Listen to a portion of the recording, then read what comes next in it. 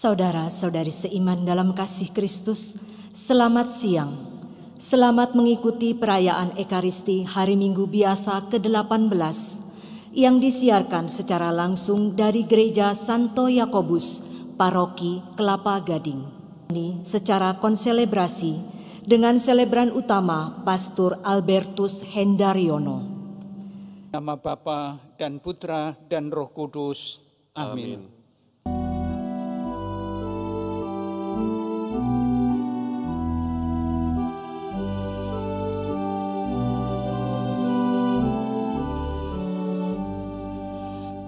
Kecaplah betapa sedapnya Tuhan, kecaplah betapa sedapnya Tuhan.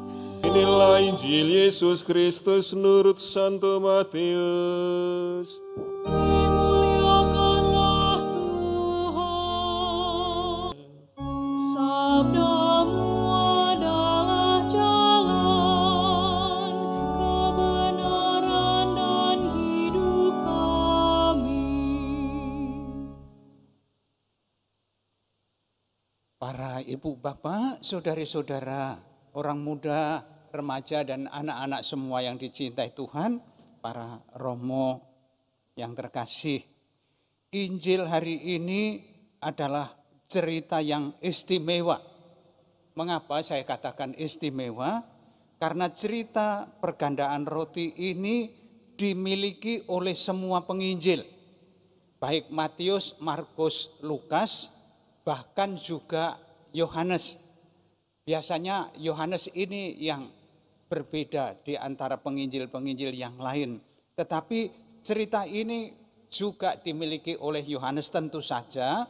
Sekalipun demikian, masing-masing penginjil memiliki tekanan mereka sendiri-sendiri sesuai dengan sidang pembaca yang dituju oleh tulisannya. Semua ahli kitab suci setuju bahwa penulis pertama kisah Injil adalah Santo Markus. Nampaknya lalu para penulis Injil yang lain mengolah dan mengembangkan cerita awal sesuai dengan situasi pembacanya masing-masing. Lalu masing-masing juga memberi tambahan-tambahan sedikit.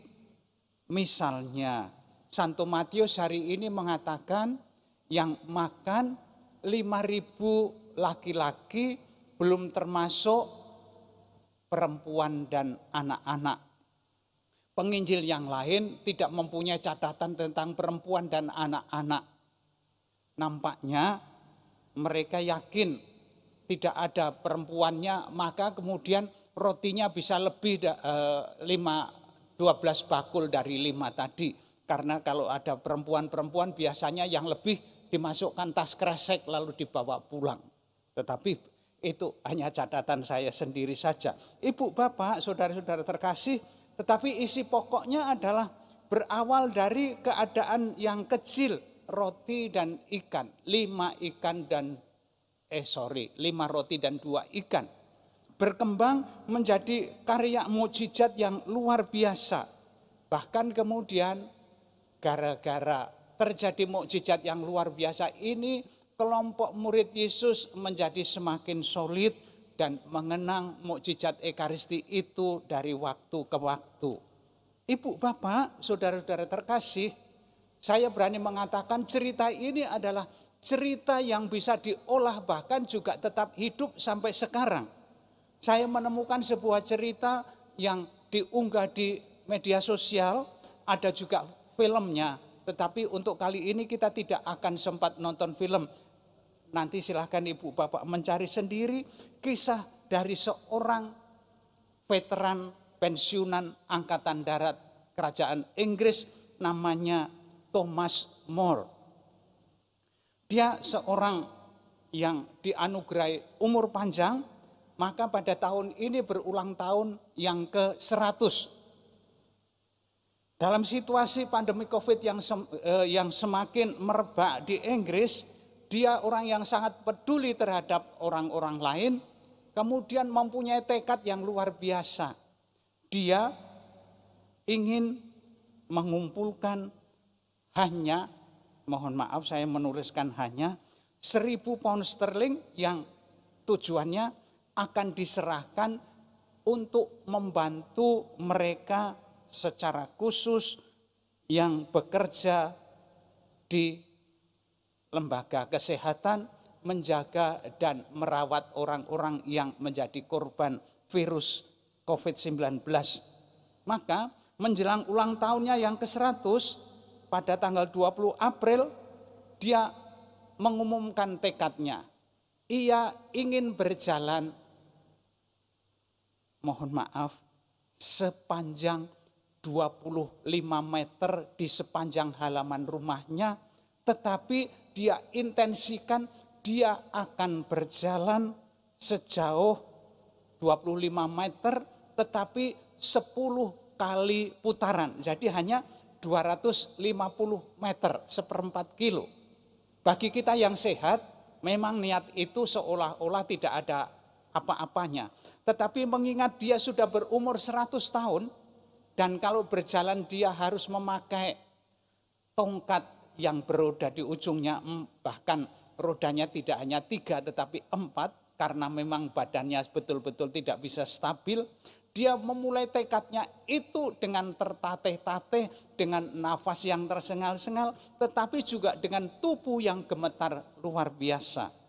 Targetnya 10 putaran, tetapi kemudian dia mengumumkan dia akan mencicil setiap hari, mencicil terus-menerus setiap hari 10 putaran itu, sehingga akhirnya nanti akan terkumpul jumlah yang ditargetkan.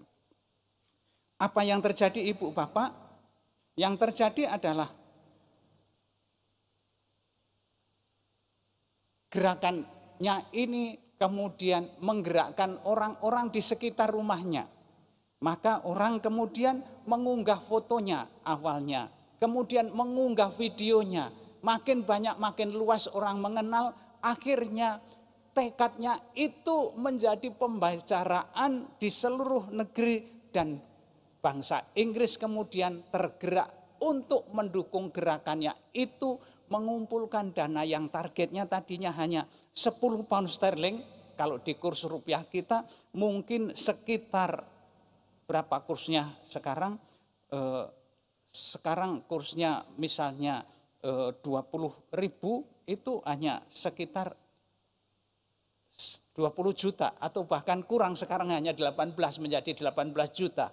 Tetapi Ibu Bapak Saudara-saudara terkasih, karena publikasinya yang begitu gencar, maka kemudian menjelang akhir ulang tahunnya pada tanggal 20 Juli bahkan Ratu Elizabeth II menyongsong dia dan menganugerahi gelar kehormatan kerajaan sebagai bangsawan Inggris. Maka dia disebut kemudian dengan sebutan Tuan atau Sir Thomas More. Pangkat terakhir di kemiliterannya adalah kapten. Dan berapa jumlah yang terkumpul karena gerakannya ini, Ibu Bapak, tercatat di media sosial, jumlah yang terkumpul adalah 38 juta pound sterling. Ini terdiri dari donasi begitu banyak orang dan juga lembaga. Terhitung ada 1,5 juta orang dan lembaga yang terlibat dalam pengumpulan dana ini. Kalau 38 juta ini berarti di kurs yang sama menjadi kurang lebih 700 miliar rupiah. Ibu Bapak Saudara-saudara terkasih, ini saya ceritakan sebagai bukti bahwa gerakan kecil, kesediaan melakukan hal yang kecil, melakukan sekalipun sangat tidak berarti seolah-olah, tetapi kalau menyentuh hati semua orang berdasar kerelaan, mengorbankan apa yang menjadi miliknya, menggerakkan hati, dan akan menggerakkan hati semakin banyak orang, dan semakin orang makin terpengaruh terhadap gerakan itu, rela memperhatikan orang lain. Kalau kemudian hal ini kita kaitkan dengan pandemi COVID-19, Ibu Bapak Saudara-saudara terkasih, Mukjizat juga bisa terjadi dengan karya yang luar biasa. Bayangkan kerelaan yang sangat kecil mengorbankan 5 roti dan 2 ikan di antara para murid, menyebabkan ribuan orang terpenuhi kecukupannya, bahkan berlimpah-limpah. Apakah hal ini tidak bisa kita kaitkan dan juga dengan cara berpikir yang sama? Semoga dengan cara berpikir yang sama kemudian cara kerja rahmat dari Tuhan Yesus sendiri mengerjakan sesuatu yang juga berlimpah-limpah. Kesediaan kita yang kecil misalnya kita rela mentaati protokol kesehatan. Kita menahan untuk menahan diri tidak menuruti keinginan untuk kumpul-kumpul. Anak-anak muda yang sudah begitu bosan, kepingin makan bersama. Mari kita tahan keinginan untuk makan bersama dengan teman-teman. Karena kemudian restoran, rumah makan menjadi klaster terbaru ketika di rumah makan orang buka masker, ngobrol, nyanyi-nyanyi, cerita-cerita, maka penularan menjadi makin tinggi. Di kantor juga begitu. Kerelaan untuk tidak menuruti keinginan makan bersama, bergerombol. Lalu apalagi olahraga rame-rame bersama dan segala macam, itu kita korbankan. Kerelaan yang sangat kecil. Yang sangat kecil ini kalau kita korbankan tujuannya demi kesejahteraan bersama, kiranya semakin banyak orang, dan pandemi COVID ini memang betul-betul kita bisa memutuskannya karena gerakan sosial yang diinisiasi oleh Injil hari ini, rela berbagi menjadi mukjizat. Maka saya akan mengakhiri renungan ini dengan kata-kata demikian. Terjadi bukan kalau ada Allah menuruti kehendak manusia. Bukan, saya ulangi. Mukjizat terjadi bukan kalau ada Allah menuruti kehendak manusia. Tetapi mukjizat hari ini diceritakan di penginjil terjadi karena ada manusia rela menuruti kehendak Allah. Mukjizat terjadi karena ada manusia rela menuruti kehendak Allah. Mari kita turuti kehendak Allah, rela berbagi yang kecil, menahan diri untuk kesejahteraan bersama. Dan ini adalah ciri khas yang pertama, komunitas Ekaristi selalu bertindak demi kesejahteraan kebaikan bersama, sebagaimana kemarin ditekankan oleh Bapak Uskup kita, Bapak Kardinal Ignatius Suharyo. Selamat berhari Minggu, Tuhan memberkati. Amin.